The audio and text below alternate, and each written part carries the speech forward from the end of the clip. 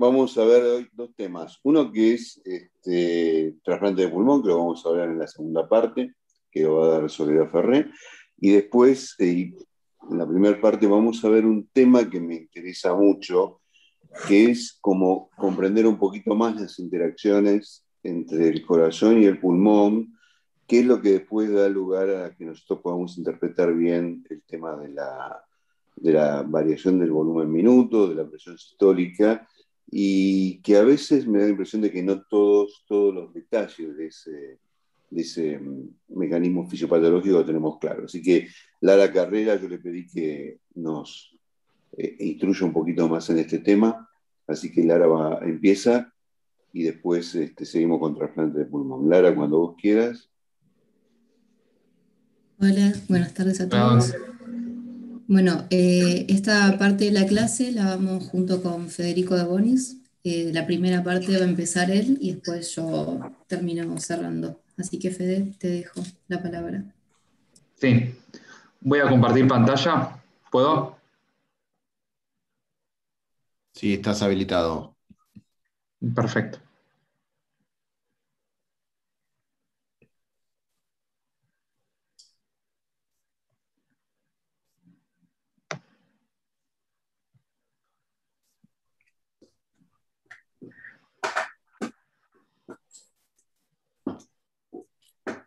Bueno, buenas tardes. ¿Se ve bien? Sí, Fede, bárbaro. Ahí está. ¿Qué tal? Sí, se Mi ve muy nombre bien. es... Gracias. Mi nombre es Federico de Bonis y junto con mi compañera Lara Carrera vamos a hablar de interacción corazón-pulmón. El Ateneo lo dividimos en dos partes. Una primera parte yo voy a describir los efectos de la ventilación a presión positiva sobre el sistema cardiovascular. Y en la segunda parte mi compañera Lara va a hablar de la utilidad clínica de los cambios cíclicos de presión en la vía aérea y las variables dinámicas para la respuesta a fluidos. Este primer gráfico lo que quiero es comparar lo que es la ventilación espontánea con la ventilación mecánica. Es un gráfico de presión en función del tiempo en el cual vemos que en la fase inspiratoria de la ventilación espontánea primero se produce una presión negativa intratorácica y luego en la expiración una presión positiva. A diferencia de lo que sucede en la ventilación mecánica, que tenemos una presión positiva siempre a lo largo de todo el ciclo respiratorio. Para abordar el tema de la interacción corazón-pulmón tenemos que entender que estamos estudiando una bomba de presión dentro de otra bomba de presión, ¿sí? El tórax actuando con su presión sobre la bomba cardíaca. Lo que determina el gasto cardíaco son las 4 características de bomba del corazón, que son la precarga, la poscarga, la contractilidad y la frecuencia cardíaca. Entonces, repasando la fórmula de gasto cardíaco, sabemos que es el volumen sistólico por la frecuencia cardíaca. El volumen sistólico está determinado por la precarga, poscarga y contractilidad, y la ventilación a presión positiva va a modificar sobre todo la precarga y la poscarga.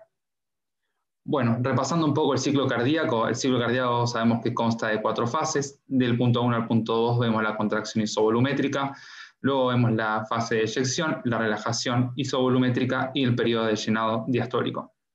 Todo esto determina el volumen sistólico, que cuando tenemos un aumento de la precarga o del retorno venoso, ¿sí? Vemos un aumento del volumen sistólico, y así cuando tenemos una alteración de la poscarga podemos ver una disminución o un aumento del volumen sistólico. Esto lo traigo para comparar el ventrículo izquierdo con el ventrículo derecho, ¿sí? En este gráfico que tenemos acá es un gráfico de volumen sistólico en función de la presión de la arteria pulmonar y volumen sistólico en función de la arteria de la aorta, y podemos ver cómo responde el ventrículo derecho y cómo responde el ventrículo izquierdo a los cambios en la poscarga. Vemos cómo el ventrículo derecho, ante los cambios en la poscarga, cambia de manera pronunciada el volumen sistólico, disminuye de manera pronunciada el volumen sistólico, no así el ventrículo izquierdo, que tiene una mayor reserva contráctil y que puede adaptarse mejor a la poscarga, ¿sí? Entonces, como conclusión de todo esto, es a tener en cuenta que el ventrículo derecho no va a responder bien a los cambios en la poscarga, a los cambios en la presión de la arteria pulmonar. Repasando un poco lo que sucede durante la ventilación espontánea, en este gráfico vamos a dividir el sistema venoso en 3 compartimentos: un compartimento intratorácico, un compartimento intraabdominal, un compartimento periférico. El compartimiento intratorácico está comprendidas las venas, las grandes venas intratorácicas, en el compartimiento intraabdominal las grandes venas extratorácicas. Lo que sucede durante la ventilación espontánea es que la presión pleural es negativa. Al descender el diafragma aumenta la presión intraabdominal y esto favorece el retorno venoso, ¿sí? Esto durante la ventilación espontánea. Entonces la presión pleural es negativa, disminuye la presión en la aurícula derecha, aumenta la presión intraabdominal y de esta forma en la ley de Ohm aplicada a fluidos podemos ver que el flujo es este gradiente de presión entre la presión media de llenado sistémico menos la presión en la aurícula derecha, que como desciende con la inspiración se favorece el flujo del retorno venoso. Ahora, ¿qué sucede durante la ventilación a presión positiva? La ventilación a presión positiva lo que hace es aumentar la presión intratorácica, esa presión pleural que durante la ventilación espontánea era negativa, se hace positiva. De esta forma, también por los agentes anestésicos se produce venodilatación y todo esto va en contra del retorno venoso. En este gráfico de flujo venoso en función de la presión en la aurícula derecha, vemos cómo a medida que aumenta la presión en la aurícula derecha, por el aumento de la presión intratorácica, disminuye el retorno venoso al ventrículo derecho. Entonces, repasando las diferencias entre la ventilación espontánea y la ventilación mecánica. La ventilación espontánea tenemos una presión pleural negativa que aumenta el retorno venoso y en la ventilación a presión positiva disminuye el retorno venoso por todo lo que ya expliqué. ¿Y qué determina la poscarga del ventrículo derecho? La poscarga del ventrículo derecho está determinada por la resistencia vascular pulmonar. La resistencia vascular pulmonar está compuesta por dos vasos, por los vasos intraalveolares y por los vasos extraalveolares. Los vasos intraalveolares están, como lo dice su nombre, están rodeados por el alveolo. Una sobredistensión del alveolo, un gran aumento de la presión intraalveolar va a comprimir estos dos vasos de forma mecánica, aumentando la resistencia. Y los vasos sanguíneos extraalveolares están rodeados por tejido intersticial que, al producirse en la inspiración, aumentar el volumen pulmonar, lo que hacen es traccionar estos vasos, esta pared de estos vasos hacia afuera, disminuyendo su resistencia. Algo que lo que tenemos que prestar atención es en el caso de las atelectasias. Sin las atelectasias, como tenemos una disminución de la presión de oxígeno intraalveolar, se produce una vasoconstricción pulmonar hipóxica que aumenta la resistencia vascular, aumenta la resistencia de los vasos sanguíneos extraalveolares y de esa forma aumenta la resistencia vascular pulmonar, ¿sí?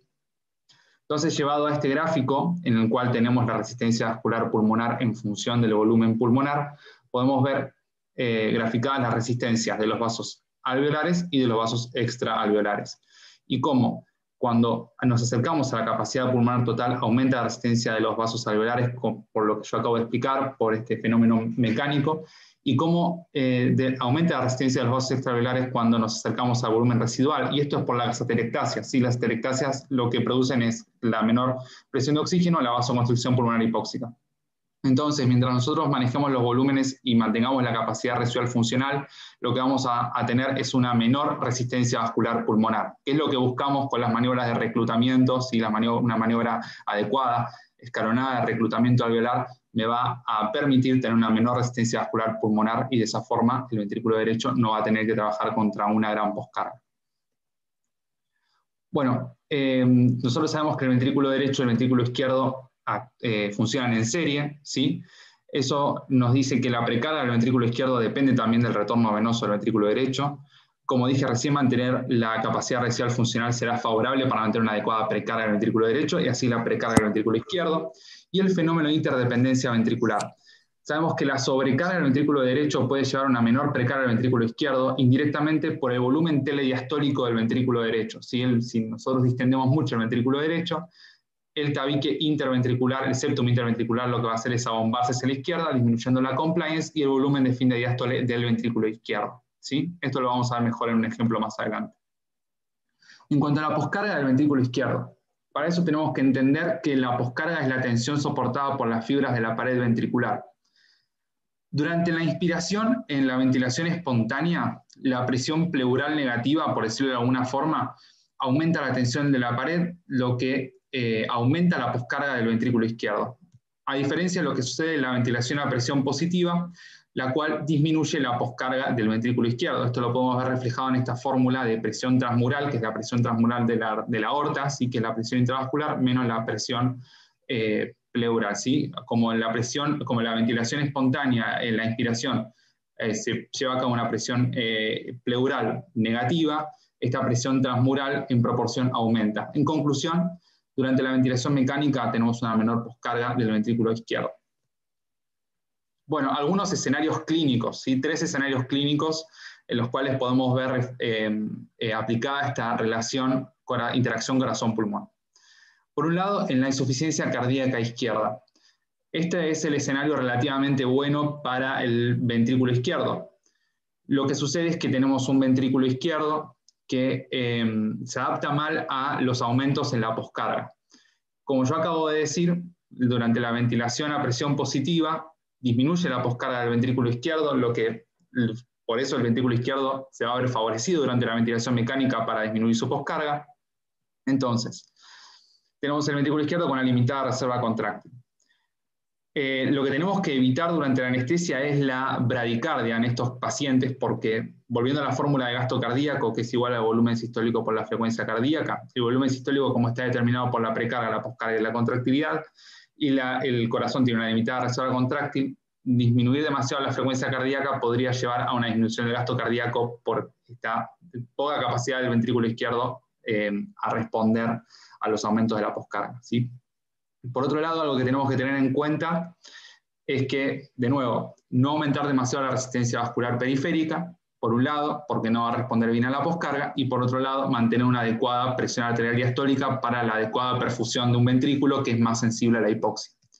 Y otra cosa que tenemos que tener en cuenta también es que en este paciente que tenemos una poscarga disminuida porque está bajo ventilación mecánica, cuando lo extubemos, cuando lo saquemos de la ventilación mecánica, vamos a tener un aumento de esa poscarga, ¿sí? Esto es un dato a tener en cuenta.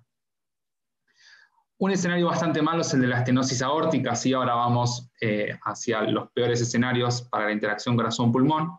En la estenosis aórtica tenemos un ventrículo izquierdo que de alguna forma cambió sus características anatómicas porque está actuando en forma crónica contra una poscarga aumentada. Es un ventrículo menos complaciente, con hipertrofia concéntrica, con disfunción diastólica, muy dependiente de la precarga, ¿sí? Eso es muy importante. Entonces, una hipertrofia concéntrica, disminución de volumen de diástole y ventrículo izquierdo menos complaciente.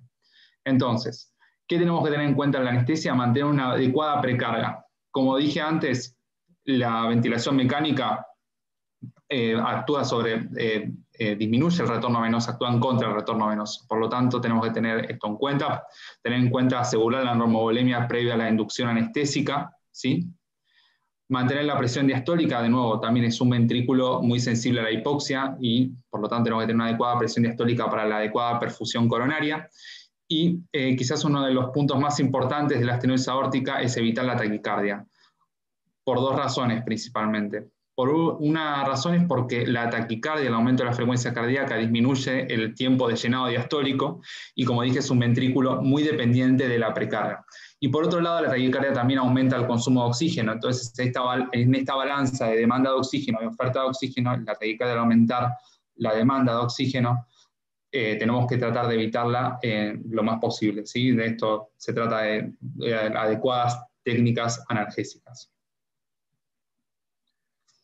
Bueno, quizás uno de los peores panoramas es la falla del ventrículo derecho. En este ejemplo, digamos, yo voy a hablar sobre todo de la falla del ventrículo derecho secundario a una hipertensión pulmonar primaria. El ventrículo derecho, como mostré en uno de los primeros gráficos, es un ventrículo que responde mal a los grandes aumentos de la poscarga, ¿sí? No puede aumentar demasiado su volumen sistólico. Y lo que vemos en los cambios a lo largo de la historia de la enfermedad de la hipertensión pulmonar es que el ventrículo primero trata de aumentar su espesor y luego vemos que el ventrículo termina dilatándose y lo que sucede es este fenómeno de interdependencia ventricular. Si hay un abombamiento del septo interventricular que disminuye el volumen de fin de diástole del ventrículo izquierdo y la compliance del ventrículo izquierdo. Entonces, ¿qué tenemos que tener en cuenta cuando vamos a poner bajo ventilación mecánica a un paciente con hipertensión pulmonar? Optimizar la ventilación, sobre todo, tratando de mantener lo más baja posible la resistencia vascular pulmonar con las estrategias que vimos antes, teniendo un adecuado tiempo expiratorio y teniendo una PIP individualizada para el paciente, ¿sí? Con adecuadas maniobras de reclutamiento. Y disminuir la resistencia vascular pulmonar es otra estrategia. Ser cauteloso con los fluidos también es importante, Por lo mismo que vengo repitiendo, el ventrículo derecho no responde bien a los cambios en la poscarga, y por el fenómeno de interdependencia ventricular, si lo sobredistendemos, también vamos a estar disminuyendo la compliance y volumen de fin de diástole del ventrículo izquierdo. Bueno, muchas gracias. Bueno, gracias a vos, Fede. ¿Seguís vos, Lara? Sí, ¿podría compartir pantalla yo? Ahí estamos.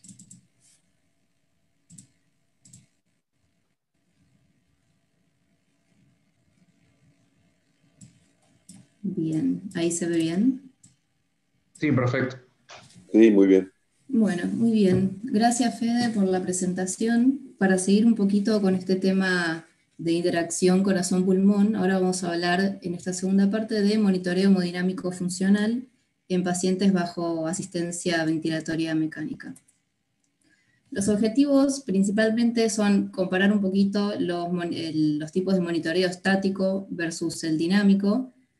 Vamos a hablar principalmente sobre la BPP y un poquito también de la BBS y de sus limitaciones y qué pruebas alternativas tenemos para sortear estas limitaciones. Bien sabemos que la expansión de volumen crea un gran dilema terapéutico, porque por un lado puede aumentar el volumen sistólico, el gasto cardíaco y por lo tanto el delivery de oxígeno, pero por otro lado puede generar una sobrecarga de fluidos, lo que generaría efectos no deseados, como ya conocemos, edema de pulmón, edema tisular, hemodilución. Entonces, el problema principal radica en que el efecto benéfico de la administración de fluidos no es lineal, ¿sí? El volumen telediastólico o la precarga del ventrículo izquierdo y el volumen latido del ventrículo izquierdo están relacionados por esta curva de Frank Starling, que tiene tanto una pendiente como una meseta. Entonces podríamos encontrar dos situaciones para nada similares. Por un lado, ante la administración de fluidos, el paciente podría responder con un aumento de la precarga, aumento del volumen sistólico, del gasto cardíaco y por lo tanto el delivery de oxígeno, por un aumento de la distensión de las fibras miocárdicas, aumento de la contractilidad ventricular, pero por otro lado, en otro escenario muy distinto, con la misma administración de fluidos, el paciente podría no responder y esto generar una sobrecarga. Entonces, esto va a depender de en qué parte de la curva de Frank Starling nos encontremos y de cuál sea la función ventricular del paciente. Entonces, para dejar las cosas un poco más claras, lo primero que deberíamos preguntarnos es si nuestro paciente podría ser respondedor a fluidos, ¿sí? ¿En qué parte de la curva de Frank Starling nos encontramos? ¿Y qué métodos utilizo para saber esto? ¿Me sirve más un monitoreo dinámico, un monitoreo estático? ¿Y cómo voy a interpretar esos valores del monitoreo? ¿Me voy a guiar por un número? ¿Me voy a guiar por toda la situación clínica? ¿Qué otros factores tengo que tener en cuenta al momento de tomar una decisión terapéutica? Entonces, hablando un poquito de historia, a ver, perdón que se me corrieron las fotitos. Hablando un poquito de historia, más o menos a partir de 1950 se empezó a crear un monitoreo del tipo más que nada estático. Cerca de los 1970 se creó el catéter de Swan-Ganz, lo cual fue un cambio importante en la medicina, pero a medida que fue pasando el tiempo se empezó a ver que este tipo de monitoreo sumamente invasivo generaba también otros efectos no deseados, nos generaba un aumento en la sobrevida, y que no nos daba una información dinámica de la situación en la que se encuentra el paciente, ¿sí? Nos da, por ejemplo, un número que no nos va a decir mucho más cuál es la relación, la interacción corazón-pulmón. Entonces, a partir de 1980 se empezó a investigar un poquito más esta relación, cuando nosotros sometemos a pacientes al ventilador, les sometemos a presión positiva en el tórax, cómo esto influye en la variación de la presión de pulso. Y se empezó a estudiar más esto y a crear distintos tipos de monitores que evaluaran la variación en la presión de pulso y la variación en el volumen sistólico.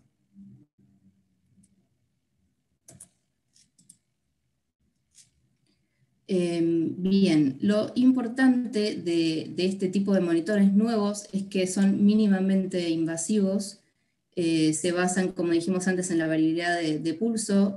Por ejemplo, esto es una cuenta matemática en la que se tiene en cuenta la presión de pulso máxima con la presión de pulso mínima, se hace una cuenta y podemos ver un numerito que vendría a ser la BPP.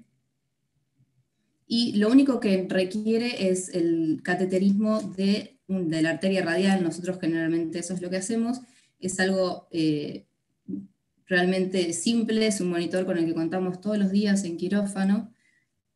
Y acá relacionándolo con la curva de Frank-Starling, esto es lo que veríamos en el monitor, la BPP, en el caso de que el paciente se encuentre en la parte de la pendiente de la curva, nos mostraría una variación de la presión de pulso justamente variable. Esto significaría que el paciente podría responder a fluidos, sería una BPP con un número alto, para empezar sería mayor a 13, y en el otro escenario en el que el paciente se encuentra en la meseta de la curva, la BPP sería más estática, ¿sí? Esto nos indicaría que el paciente mayormente sería no respondedor a fluidos. Ahora, como todo tipo de monitoreo tiene sus limitaciones, nada es perfecto ni debemos creerle ciegamente. En este caso tenemos limitaciones relativas en las que hay que evaluar el contexto en el que nos encontramos. Se pueden hacer cosas para afinar un poquito, sensibilizar más esto de la variación de la presión de pulso. Y por otro lado tenemos contraindicaciones absolutas, en las que este tipo de monitoreo no se puede utilizar. Para empezar con las relativas, una importante es la relación entre la frecuencia cardíaca y la frecuencia respiratoria, que cuando es menor a 3,6 genera alteraciones en la precarga. ¿Esto qué quiere decir? Por ejemplo, estamos en quirófano con un paciente que está con 54 latidos por minuto y una frecuencia respiratoria de 15. Esta relación sería menor a 3,6 y generaría estas alteraciones en la precarga, porque el escurrimiento de los vasos alveolares se haría antes de que se llenen completamente, entonces la BPP perdería un poco de sensibilidad, y lo que se puede hacer en estos casos es disminuir la frecuencia respiratoria para volver a alterar esta relación y que sea un poco más fidedigno el tema de la precarga. Después, otra situación en la que nos encontramos también en quirófano normalmente es la cirugía laparoscópica, cuando se genera tal aumento de la presión intraabdominal, esto altera el retorno venoso, generalmente lo aumenta, y también la transmisión de presiones dentro del tórax se ven influidas. Generalmente el paciente puede estar en un Trendelenburg extremo, entonces la BPP deja de ser confiable, uno tiene que evaluar otras cosas. Lo que algunos estudios proponen hacer para salvar estas dificultades es hacer un BT challenge, que esto sería llevar el volumen minuto, el BT del paciente, por ejemplo, tendremos a 6 mililitros kilo, llevarlo a 10 o a 12 mililitros kilo, ¿sí? Entonces, al aumentar esto se sensibilizaría un poquito más el monitoreo. Después, otra de las limitaciones relativas, nosotros generalmente utilizamos ventilación protectiva, como dije antes, más o menos un BT de 6 mililitros kilo, y esto altera también el retorno venoso, y las variaciones del volumen sistólico no se correlacionarían exclusivamente con el estado del volumen, y no se podría predecir bien la respuesta a fluidos, ya que la compliance también del sistema respiratorio estaría alterada, y la transmisión de las presiones alveolares a las intravasculares y cardíacas se verían disminuidas. Entonces, aunque sea por más o menos un minuto, se debería incrementar el BT a 8 mililitros kilo. Después tenemos contraindicaciones absolutas, que ya todos las conocemos tal vez los tenemos un poco más claro, que son la fibrilación auricular o extrasístoles, cuando el paciente tiene un ritmo cardíaco irregular, por la misma razón de la precarga. Otra situación es el tórax abierto, porque ahí, bueno, ya no tenemos ninguna presiones que medir, estamos en otra situación completamente distinta. Y en pacientes despiertos, en ventilación espontánea, porque acá no tenemos forma de saber si el paciente, cuál es la frecuencia respiratoria, cuál es el BT que está metiendo el paciente. También cambia la fisiología porque la inspiración de esa presión negativa, así que estamos en una situación completamente distinta en la que la BPP no es fidedigna, ¿sí? Bueno, y ahora con esto, ¿qué hacemos? Tenemos pruebas alternativas para hacer, para aumentar un poquito la sensibilidad. Una de ellas es la elevación pasiva de los miembros inferiores, más o menos a 45 grados. Esto aumentaría el retorno venoso no solo de los miembros inferiores, sino también del lecho esplácnico, y en un paciente promedio de más o menos 70 kilos, 1,70 m, esto equivaldría a una expansión, digamos, de 300 mililitros más o menos, sin nosotros darle fluidos al paciente, ¿no? Esto es reversible una vez que se cambia la posición, y de esta forma se puede sensibilizar la BPP, pero bueno, no es tan fácil en cualquier situación para frenar la cirugía y decir, bueno, esperen, voy a poner al paciente en tal posición a ver qué es lo que pasa. Así que otras alternativas también son el Mini Fluid Challenge, que en vez de administrar 300 mililitros de líquido, que es bastante, se plantea que se administren 100, que también deberían alcanzar para aumentar la precarga en un paciente más o menos promedio. Y el problema o la limitación también de estas pruebas alternativas es que necesitaríamos un medidor del gasto cardíaco, que bueno, ya requiere otro tipo de monitoreo, tal vez un poco más costoso, que o no tenemos siempre disponible, o sí para ciertas cirugías. Entonces, una alternativa que se puede utilizar es la medición del delta de CO2, cuando este aumenta más o menos un 5% dentro del minuto de la prueba, significaría que el paciente sería respondedor o podría responder a fluidos. Otra de las opciones que tenemos es el test de oclusión expiratoria de 15 segundos, lo que también facilitaría el retorno venoso y el aumento de la precarga. Y entonces acá, bueno, tenemos un poco más ordenadas todas las situaciones. En principio habría que observar cuál es la situación, si confiamos en la BPP que estamos viendo, si queremos sensibilizarla, podemos hacer este tipo de pruebas. Otra cosa que podemos hacer también, como dije antes, es el BT Challenge, de aumentarlo de 8 mililitros kilo a 10, a 12, lo cual es bastante, pero bueno, en pacientes con pulmones sanos que puedan tolerarlo, serviría. Otra maniobra es la maniobra de reclutamiento, que no está recomendado hacerlo en cualquier paciente, ¿sí? Esto no deberíamos usarlo simplemente para ver la respuesta a fluidos, pero bueno, en caso de que necesitemos hacerlo, va obviamente a generar cambios en la variabilidad de pulso y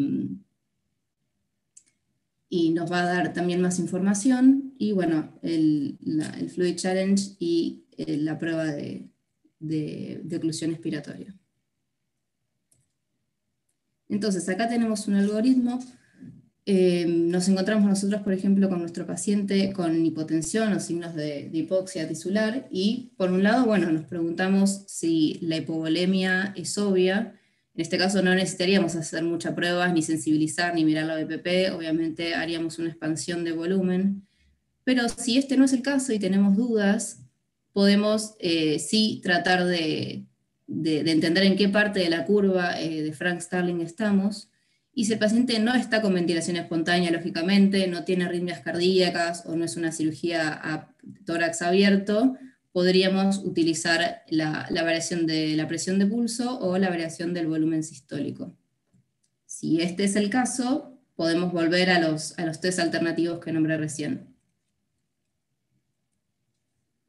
Bueno, y hablando un poquito más de la BPP, en caso de que la queramos usar y que se den las circunstancias para que nosotros creamos bien en el valor que estamos viendo.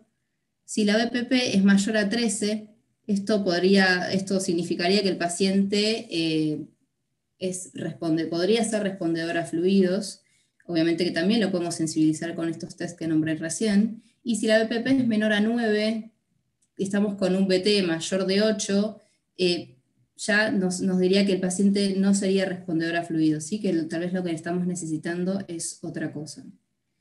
Hay una zona gris descripta con la BPP entre 9 y 13, que acá también, bueno, se pueden hacer distintas maniobras para sensibilizarlo un poco más y ver cuál es la tendencia en este momento, por ejemplo, en cirugías laparoscópicas, hacer el BT Challenge, aumentarlo un poco y no confiar tanto en los números, sino en la tendencia, ¿sí? Si la BPP aumenta mucho, si la BPP disminuye. Así que bueno, mensajes para llevar a casa. La decisión de infundir fluidos debería basarse en 3 elementos. Obviamente en signos de hipoperfusión, nunca dejar la clínica de lado, digamos, un solo monitor no nos va a decir nada. También tenemos que pensar en todo el panorama, cuál es en la microcirculación, cuáles son los valores de laboratorio del paciente, el ácido láctico y demás, y evaluar si el paciente podría ser respondedor a fluidos o no antes de administrarlos, por el riesgo que tenemos de la sobrecarga de fluidos, que ya lo evaluó un poco Fede, es algo que no deseamos y trae muchos efectos nocivos. Entonces, la BPP es una herramienta, la verdad es que es fácil de obtener, pero no siempre es fácil de utilizar o de interpretar. ¿Sí? La tenemos todos los días en quirófano, mediante procedimientos mínimamente invasivos. La tenemos muy al alcance, ¿sí? Pero ignorar sus limitaciones puede llevar a grandes malinterpretaciones. Y los marcadores estáticos de precarga, como la presión venosa central, no predicen de manera confiable la capacidad de respuesta a fluidos que tiene nuestro paciente, ¿sí? En qué parte de la curva se encuentra, cuál es esa función ventricular. Y que un paciente sea respondedor a volumen no significa que lo requiera, ¿sí? Siempre, como dije recién, evaluar todo el panorama y cuál es la situación clínica del paciente. Así que bueno, eso sería todo. Buenísimo, excelente. Gracias, Sara, gracias, Federico, muchísimas gracias. Fue un excelente repaso. ¿Alguien quiere preguntar algo, hacer un comentario? Solo un breve comentario. Hay ahora sistemas que están estudiándose para hacer las mismas interpretaciones, pero con el paciente en ventilación espontánea. Pero bueno, eso es para otro momento. Subir. Comparto pantalla. ¿Estás para compartir, no, Sol? Sí. Sí. Listo.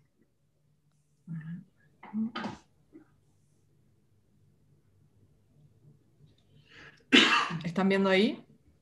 Sí, perfecto. Perfecto. Bueno, entonces empezamos. Bueno, el Ateneo de hoy me toca hablarles de trasplante pulmonar desde lo anestésico. Así que para empezar, mostrarles dónde fue el primer trasplante de pulmón exitoso. El primer trasplante que se hizo en humanos fue en el año 1963, pero el primero con éxito fue justamente en Toronto, en el Toronto General Hospital, en el año 83. En lo que es nuestro país, el primer trasplante unipulmonar exitoso se hizo en el Hospital Italiano en el año 92, el doctor Vasallo, y el primer trasplante bipulmonar lo hizo el doctor Favaloro en la Fundación Favaloro en el año 93. Cuando hablamos de supervivencia, la media de supervivencia a los 5 años es del 55.5%, estos son valores actuales. Y si nos vamos a ver el comparativo entre Argentina y las cifras internacionales, vemos que están parecidos, excepto la supervivencia al año, que tiene una marcada diferencia entre el 68% en Argentina y el 80% de las cifras internacionales. Y para graficar un poco, para ver cuál es la mediana de supervivencia en lo que es trasplante unipulmonar comparándolo con el trasplante bipulmonar, vemos en este gráfico de Kaplan-Meier una diferencia significativa y una supervivencia mayor en lo que es el trasplante bipulmonar, que es la línea verde. En cuanto a los diagnósticos de las patologías de base de los pacientes de por qué necesitan un trasplante pulmonar, podemos ver que el principal son las enfermedades intersticiales, ¿sí? Que lo vemos acá en azul más oscuro, y le sigue en segunda línea las enfermedades obstructivas con el EPOC a la cabeza, que lo vemos acá en turquesa, luego lo que es fibrosis quística, y después el resto son menos prevalentes. Este es para tener un pantallazo de lo que es el trasplante de pulmón en el país. No hay ningún centro público que realice trasplantes pulmonares, y estos son los centros: Favaloro, el Hospital Italiano de Buenos Aires y el Hospital Italiano de Mendoza, son los centros que realizan este procedimiento en nuestro país. Y cuando hablamos de trasplante pulmonar, tenemos distintos, digamos, el título o el tema trasplante pulmonar engloba distintos procedimientos. Existen trasplantes pulmonares lobares o unipulmonares, bipulmonares, que en este caso pueden ser secuenciales o en bloque, y también el trasplante cardiopulmonar.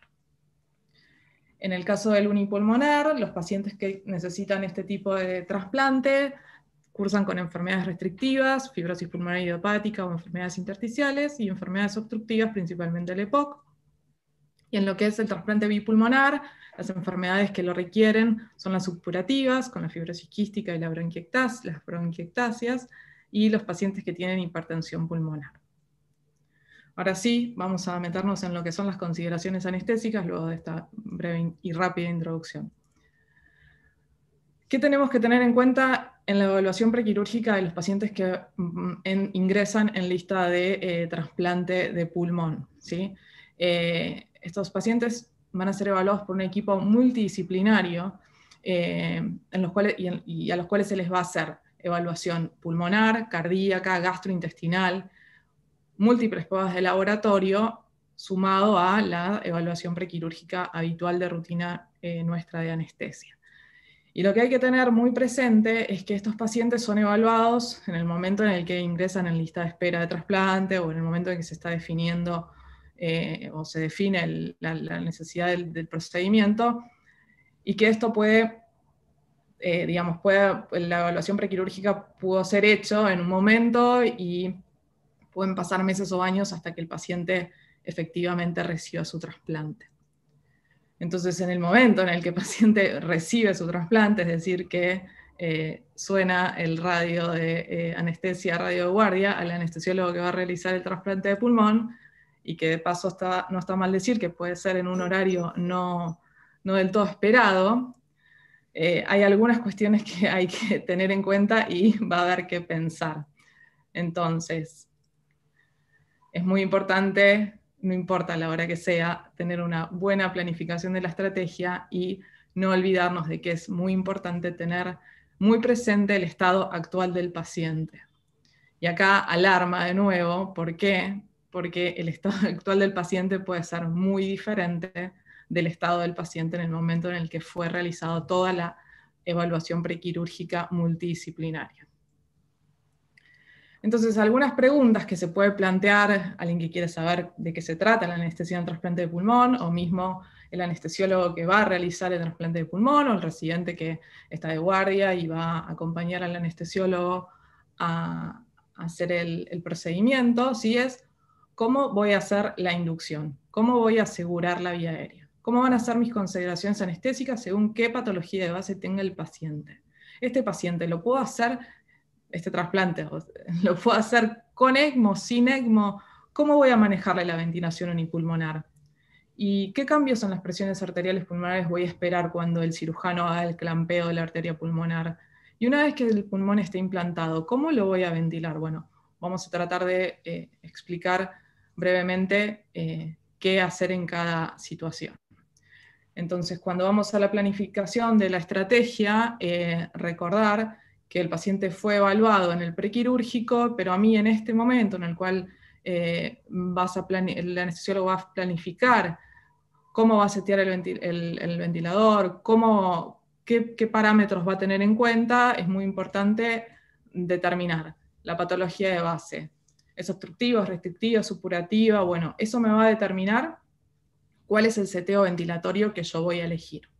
En cuanto a la función ventricular, por el ecocardio y las presiones de la aurícula, de la arteria pulmonar, yo sabía que iba a decir aurícula, por cateterismo, eso me va a determinar si voy a necesitar el ECMO en forma electiva o no, o si voy a necesitar que el ECMO esté disponible para el momento del procedimiento.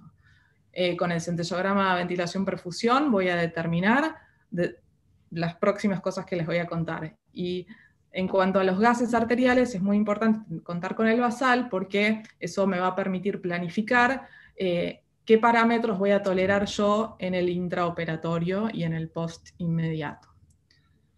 Volviendo al centellograma BQ, ¿sí? Yo voy a necesitar estos datos para decidir qué pulmón va a tolerar mejor la ventilación unipulmonar, ¿sí? El pulmón que tenga mejor perfusión va a ser el que mejor me va a tolerar la ventilación unipulmonar. Y al mismo tiempo, ¿qué pulmón debería ser trasplantado primero? Bueno, el pulmón que esté menor perfundido debería ser el trasplantado primero. ¿Y qué soporte hemodinámico va a requerir? Bueno, con los datos de la ecocardiografía y de las presiones medidas por el cateterismo, voy a poder determinar, como dije previamente, si voy a utilizar el ECMO en forma electiva o no. Entonces, ¿cómo van a ser mis consideraciones anestésicas según qué patología de base tenga el paciente? Entonces, para hacer un breve resumen, yo voy a tener pacientes que van a tener enfermedad obstructiva, y estos pacientes como complicaciones intraoperatorias suelen tener hiperinsuflación dinámica, ¿sí? A su vez, como estrategia de manejo del grupo de pacientes con enfermedad obstructiva, es de buena práctica setear un tiempo de inspiración-expiración de 1.3, 1.4, con el objetivo de minimizar la chance de que este paciente haga autopip, y a su vez no usar PIP extrínseca o usar una PIP muy baja entre 3 y 4 centímetros de agua. En lo que son los receptores con patología supurativa, principalmente la fibrosis quística, hay que tener en cuenta que son pacientes que tienen secreciones muy espesas y muy profusas, ¿sí? Entonces es elemental el aspirado frecuente. En lo que son los pacientes que tienen enfermedad restrictiva, suelen complicarse con hipertensión pulmonar, o suelen tener o complicarse con hipertensión pulmonar severa, y en general no van a tolerar bien la ventilación unipulmonar, ¿sí? Y como estrategias de manejo de este grupo de pacientes con enfermedad restrictiva, pueden requerir presiones pico de mucho más altas, de alrededor de 40 centímetros de agua. Y en el último grupo, que sería el de hipertensión pulmonar primaria, estos pacientes suelen tener como complicación intraoperatoria, suelen cursar con inestabilidad hemodinámica severa por fallo de ventrículo derecho, ¿sí? Entonces, a la vez, este grupo de pacientes se benefician de un manejo o una estrategia de manejo donde tempranamente se utilicen adecuadamente inotrópicos, vasopresores, vasodilatadores pulmonares inhalados en la inducción, y tener preparado el soporte hemodinámico con ECMO. Ahora, otra de las preguntas es, ¿puedo hacer este trasplante sin ECMO? Bueno, hay determinadas situaciones que requieren el uso de ECMO en forma electiva, y estos son la hipertensión pulmonar severa y el fallo severo del ventrículo derecho. En estos casos se usa un ECMO venoarterial. ¿Y qué pasa con la premedicación? Bueno, esos son pacientes que o pueden estar cursando internación corta o prolongada, o pueden venir de su casa, o tenemos un grupo de pacientes muy diverso, pero en general todos los pacientes que llegan al momento de la cirugía y el quirófano vienen con un esquema de inmunosupresión, con el uso de broncodilatadores, algunos con uso de oxígeno suplementario. Entonces estos vamos a adecuarlo en ese momento al paciente que tengamos enfrente nuestro. Y es muy importante en el momento de recibir al paciente y de realizar la premedicación, ser muy cautelosos con el uso de ansiolíticos y sedantes, porque la hipoventilación y la mala mecánica ventilatoria y la sedación de estos pacientes pueden potenciar y el fallo del ventrículo derecho, con un riesgo de que tengan un paro cardíaco.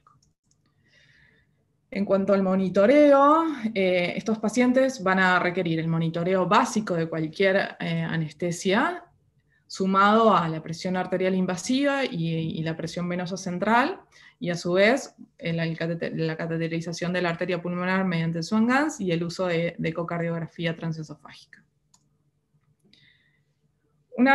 Un tema muy importante de lo que leí es que la ecocardiografía transesofágica debería ser usada en todos los procedimientos de todos los trasplantes de pulmón, porque tiene un rápido diagnóstico de la inestabilidad hemodinámica, se puede ver en todo momento la función del ventrículo derecho post-clampeo de la arteria pulmonar, la disfunción del ventrículo izquierdo, detecta si hay embolia aérea, puede evaluar los flujos en los sitios de la anastomosis, ¿sí? A su vez, me permite tener una asistencia en el posicionamiento de la cánula de ECMO y también permite diferenciar entre la hipovolemia con la obstrucción del flujo del ECMO en el caso que se esté usando.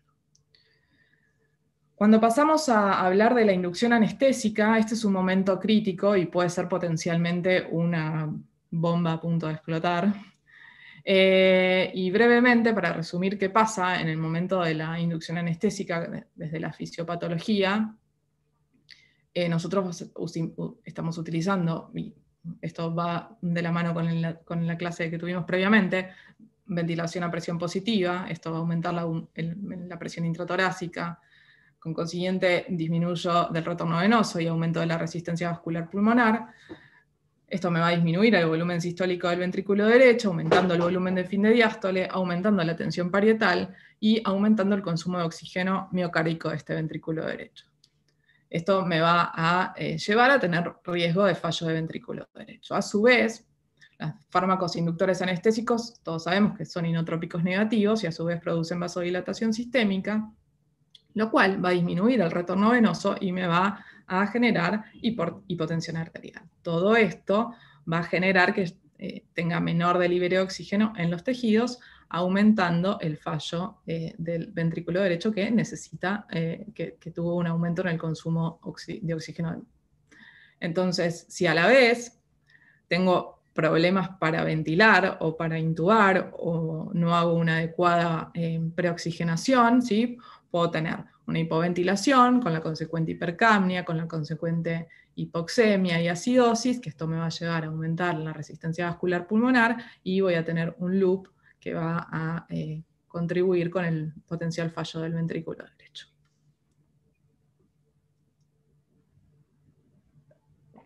Bueno, pero entonces, ¿cómo voy a hacer la inducción? Bueno, lo ideal es usar dosis tituladas y en forma cautelosa. En aquellos pacientes con hipertensión pulmonar severa y o con disfunción del ventrículo derecho, optimizar la hemodinamia con el uso de óxido nítrico inhalado e infusiones de agonistas alfa y beta 1. Y siempre tener una evaluación de potencial vía aérea dificultosa y aún en pacientes con bajo riesgo de vía aérea dificultosa, siempre tener un plan de contingencia ante fallo en la ventilación o intubación, por esto mismo que les expliqué antes del loop que se perpetúa. ¿Cómo voy a asegurar la vía aérea? Bueno, de elección es el tubo doble lumen izquierdo en todos los casos. ¿Por qué? Porque no interfiere con la anastomosis bronquial izquierda y porque nos permite una ventilación independiente y tener alternancia entre ambos pulmones. ¿Cuál va a ser la posición quirúrgica en nuestro paciente? Bueno, esto va a depender de si estamos realizando un trasplante de pulmón unilateral o bilateral. En el caso del unilateral, se puede realizar por toracotomía posterolateral, que en este caso el paciente va a estar en decúbito lateral, y en el caso de realizarlo por un abordaje por toracotomía anterolateral, el paciente va a estar en decúbito dorsal. Y para lo que es el trasplante bipulmonar, se realiza con un abordaje de toracoesternotomía o también clamshell, y el paciente va a estar en decúbito dorsal. En cuanto al mantenimiento de la anestesia, bueno, los trabajos hablan de que se puede usar tanto agente inhalatorio como agente endovenoso total. La única aclaración es que en pacientes que tienen pulmones con enfermedad terminal, la absorción de los gases inhalatorios puede no ser la ideal. Entonces, ese es el único como aclaración en esto, pero ambos dos están avalados para el uso en este caso. En cuanto a la fluidoterapia, sí, siempre una administración de fluidos restrictivo, porque el objetivo es prevenir la disfunción primaria del graft. Bueno, ¿y cómo voy a manejar la ventilación unipulmonar? Bueno, las recomendaciones son que se usen un BT de entre 4 a 6 mililitros kilo por un peso ideal, una PIP entre 3 a 10 titulada Según la Mejor Compliance, y una FiO2 titulada para alcanzar una saturación de oxígeno entre el 92 y el 96%. ¿Y qué tenemos que tener en cuenta en relación al soporte hemodinámico? Bueno, estos pacientes van a necesitar un fármaco inotrópico, que se puede utilizar la dobutamina y la milrinona, y como vasoactivo, la droga de primera línea sería la noradrenalina, y la seguiría la vasopresina. Y como alternativa de soporte hemodinámico mecánico, contamos con el ECMO. Entonces, ¿qué cambios en las presiones arteriales pulmonares voy a esperar con el clampeo de la arteria pulmonar? Bueno, cuando el cirujano hace el clampeo de la arteria pulmonar, se va a observar una mejor oxigenación, pero a su vez voy a tener un aumento en la resistencia vascular pulmonar, ¿sí? En este momento es crucial contar con el ETE y tener las herramientas para manejar esta situación, ¿sí? El óxido nítrico inhalado, las prostaglandinas inhaladas, y contar con el apoyo del ECMO en el caso de que no se estuviese usando en forma electiva.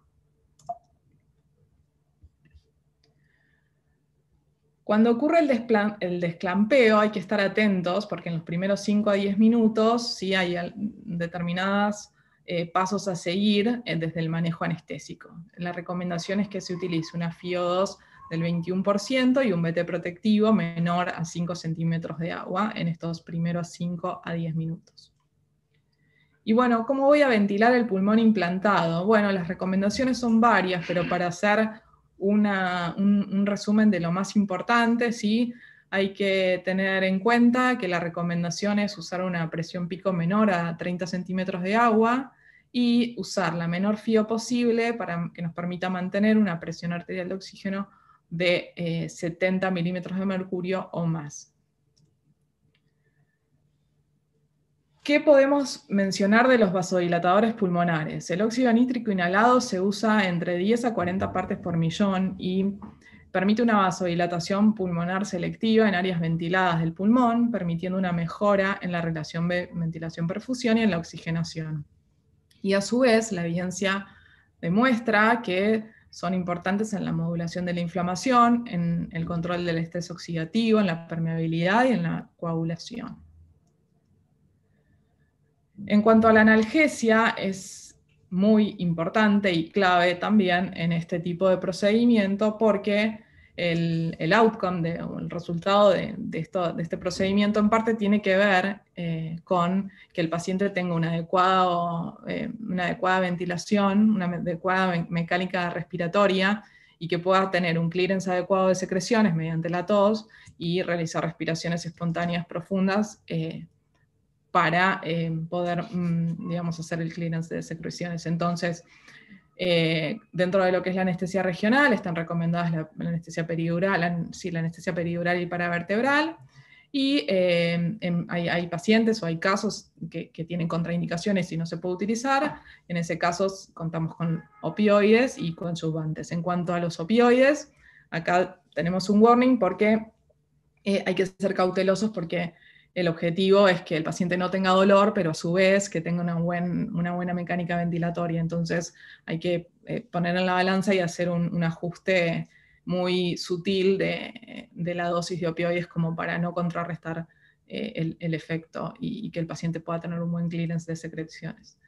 En cuanto a la analgesia peridural torácica, ¿en qué momento? ¿Por qué no elegir la opción preoperatoria? ¿Por qué no hacerla antes de largar la cirugía? Bueno, hay un par de cuestiones que explican el por qué no. Una es porque el riesgo de hematomia epidural, en el caso de que el paciente requiera colocación de ECMO y por ende se tenga que anticoagular, es alto y sería una contraindicación. Y otra es que el paciente puede desarrollar una coagulopatía intraoperatoria significativa que también nos puede poner en problemas. Por otro lado, el paciente puede requerir una ventilación mecánica prolongada, es decir, que tenga posibilidad de extubación tardía. Y también es que en este tipo de procedimientos el tiempo es muy importante y es vital porque digamos que tenemos el tiempo de isquemia del órgano. Entonces hay apuro por largar la cirugía y es una buena medida no demorar con una peridural. Bueno, una vez que termina el procedimiento, ¿qué tenemos que hacer o qué hay que hacer o qué hay que tener en cuenta? Bueno, con el fin del procedimiento es muy importante realizar el vacío gástrico del paciente porque son procedimientos muy prolongados. A su vez, se debe intercambiar el tubo, ¿sí? El tubo doble lumen se intercambia por un tubo simple, bajo visión por videolaringoscopía y utilizando un intercambiador. Y a su vez, se deben controlar las anastomosis con la videobroncoscopía. Como learning points, o para llevarse a casa los mensajes, es que la evaluación prequirúrgica es realizada por un equipo multidisciplinario, que la evaluación del día del trasplante, como dije antes, debe enfocarse en el estado actual del paciente y en los aspectos que van a determinar la estrategia de ventilación, tanto de ventilación como de la optimización hemodinámica, que la inducción anestésica es uno de los periodos más críticos, y que el manejo de la ventilación mecánica inmediatamente posterior al implante es una oportunidad para reducir la incidencia de disfunción primaria del graft. Y por último, pero muy importante, que la ecocardiografía transesofágica hoy forma parte del monitoreo de rutina y que tiene aplicaciones establecidas y definidas en todos los estadios del procedimiento y debería utilizarse siempre. En cuanto a los desafíos futuros, bueno, hace poco salió esta noticia del 12 de abril de este año que en el Toronto General Hospital, en el mismo lugar donde se hizo el primer trasplante de pulmón en forma efectiva, allá muchos años atrás, realizaron un trasplante bipulmonar en un paciente luego de tener COVID. Así que ese quizás es un desafío para el hospital italiano a la brevedad. Y por último quiero compartirles estos y después quedamos abiertos a preguntas y que puedan responder todos los expertos del equipo de trasplante de pulmón.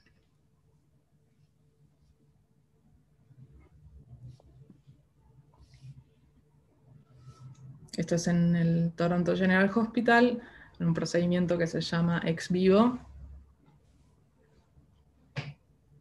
que optimizan a pulmones que no están en las mejores condiciones para que puedan ser trasplantados.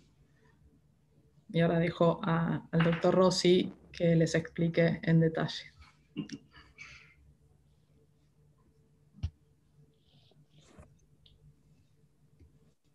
Participación especial.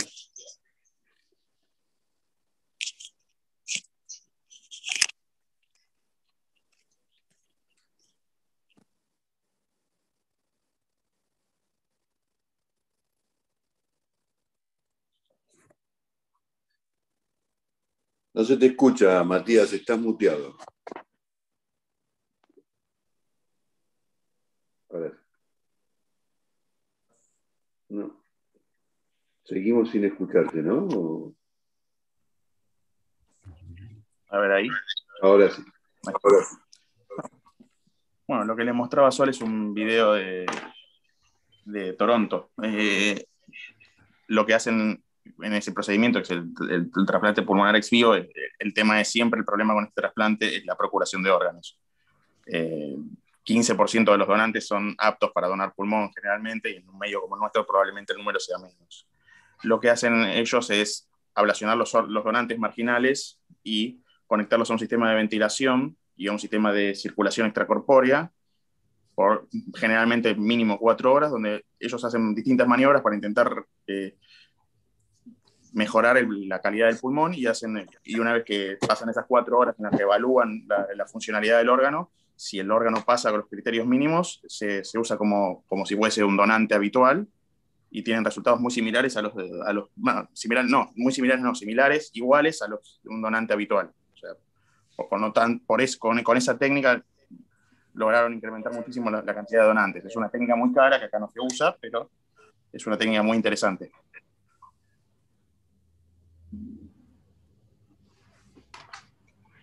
También la usan para mantener... No se escuchó, Juan. No, sí la usan también para mantener en aquellos casos donde el tiempo de isquemia del pulmón es muy largo, digamos. Claro. ¿Sí, no?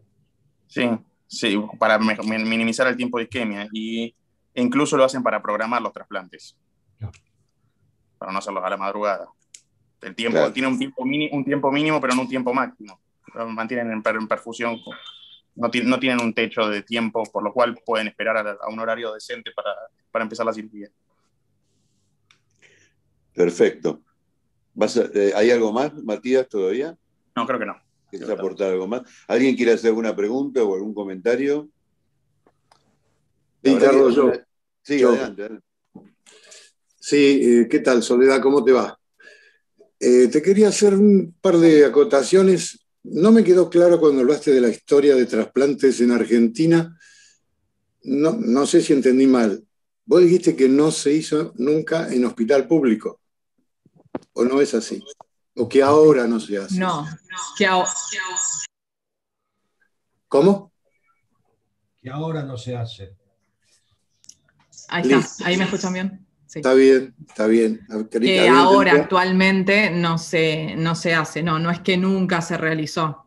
Este son datos que me facilitó el doctor Montagne y es reciente. Está bien, que ahora no se Probablemente hace. son de Está los bien. últimos 4 o 5 años. Perfecto. Y después quería hacer mención a dos cosas. Ay, no, Una es... A ver, ahí está. ¿Me escuchás? Sí. Cuanto a los monitoreos, sobre todo el ventrículo derecho, en estos casos, ya hicimos mención a esto en el Ateneo anterior. Sí, es muy útil el SWAN, pero particularmente el SWAN de fibra óptica. ¿Sí? Y otra cosa que quería hacer mención es en el desclampeo, una de las situaciones más críticas que se da en varios trasplantes, pero en el pulmón es particularmente a veces fatal, es el edema de reperfusión, al cual hay que apuntar porque si bien en otros trasplantes también sucede, en el caso del pulmón puede llegar a ser muy complicado. Bien. Okay. Bueno, muchas gracias, Hugo. Cato, ¿querías hacer algo? Sí, muy buena, gracias, Sol. El tema del SWAN siempre es un tema, ¿no, Hugo? Porque va colocada la arteria pulmonar derecha y hay que ver qué trasplantamos y ver qué lo colocamos y en qué momento lo colocamos, ¿no? Si al final del trasplante o si vamos a trasplantar el izquierdo, ponemos el SWAN en el derecho. Y lo otro que quería contar, Sol, que el intercambiador de tubo para cambiar el doble lumen y poner el simple luz cuando termina el trasplante no es una buena medida acá, porque el intercambiador puede terminar en la anastomosis bronquial. Así que no es recomendable utilizar un intercambiador al final cuando vas a cambiar el tubo, ¿no? Okay, bueno, muchas gracias. O hacerlo con extremo cuidado, digamos, ¿no? Si uno cree que la intubación fue dificultosa. No es tu caso lo del extremo cuidado. No, estamos hablando en serio, tanto por la hora, te digo. Sí, ¿algún comentario serio, por favor?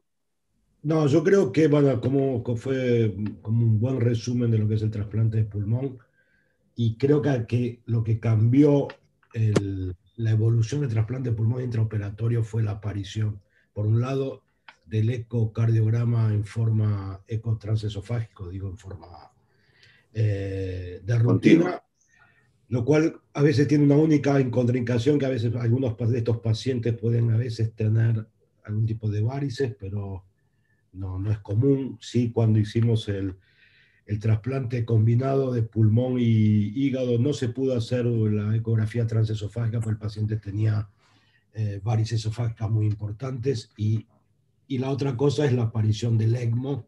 El ECMO ha mejorado la sobrevida intraoperatoria y posoperatoria de estos pacientes. Ahora, Juan, yo pregunto, ¿no? Para vos y para el resto que hace trasplante, a veces no sobredimensionamos el tema del ECMO y le ponemos ECMO a pacientes que no deberían ir con ECMO. No, creo que no. ¿No? No. Lo que muchas veces utilizamos el ECMO porque nosotros tenemos el problema del tiempo de isquemia muy grande. Nuestros donantes son malos, o la mayoría son malos, son casi que en otro lugar del mundo serían donantes marginales, y a veces el tiempo de isquemia por la distancia, ¿sí? Posiblemente en esos casos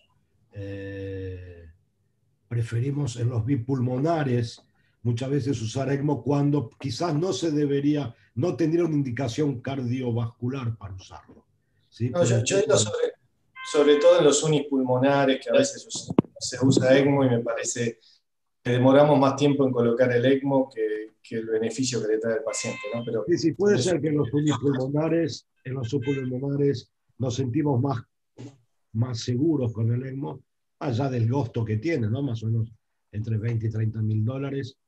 Pero bueno, si hacemos trasplantes tenemos que bancarnos los costos, si no, no hagamos trasplantes. No lo digo por un tema de costo, sino por el beneficio.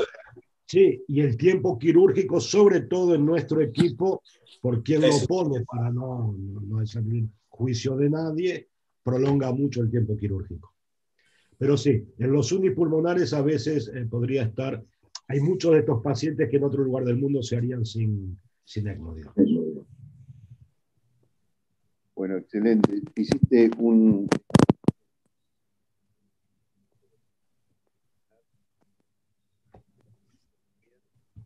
No se escucha. No se escucha, Carlos. A ver, ¿ahora se escucha? Estoy más lejos, sí. Que fue excelente el resumen de Sole, me encantó. Se ocupó de todos los temas.